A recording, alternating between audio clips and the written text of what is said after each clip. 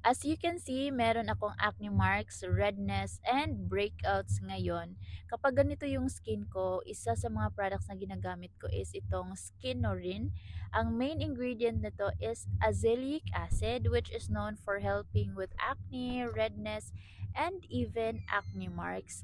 And nakakatulong din siya magkalma ng inflammation, nababawasan niya yung acne causing bacteria, at habang tumatagal, nakakatulong din siya mag-fade ng mga marks na naiiwan ng pimples.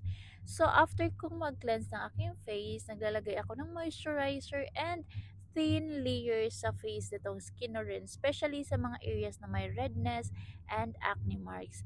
Hindi siya yung tipong pagising mga kinabukasan, wala na agad lahat like magic, hindi.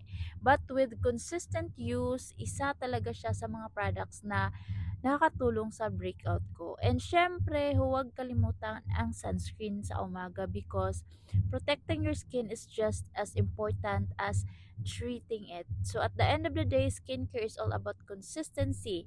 Trust the process and give your skin time to heal. So, yun lang. What do you think?